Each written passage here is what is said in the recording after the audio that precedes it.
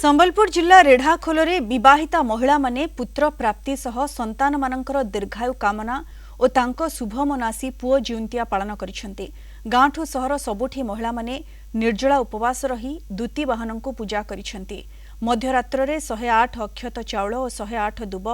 विभिन्न प्रकार पूजा सामग्री सह देवी दुर्गा को प्रतिष्ठा करी पूजार्चना कराजिबा सहित एक वर्गाकार जंत्र रे जांला माछ आनी छाड़ी थांती। परे धूप दीप नैवेद्य रे दूती वाहन पुराण पाठ करि थांती।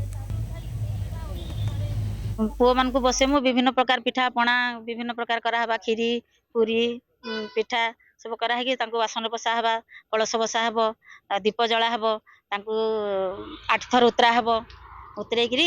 हुलुली देई पूजा करबा छुआ मान को हमें पेंट शर्ट दमु से माने हमको मुंडिया मारबे तांको आशीर्वाद दमु आ तांकर मंगल कामना करबा लागि ए सब करा होछि। मां को पाखरे एडा मानसिक कला लेखा करिचु जते दिन पारुथु आउ मंगल कामना करबे बोली कि नाइडा करूछु आ पुओ झियो जार नाइ होथबा भी से करि पारबे एटा ए उपास कले तांकर पूरण होछि। नुआ फल मूल लागिछि मूला काकुड़ी ओ करमंगा जहाँ माने 21 प्रकार फल लागसी 7 प्रकार फूल लागसी पूजा करिना तापर हेडू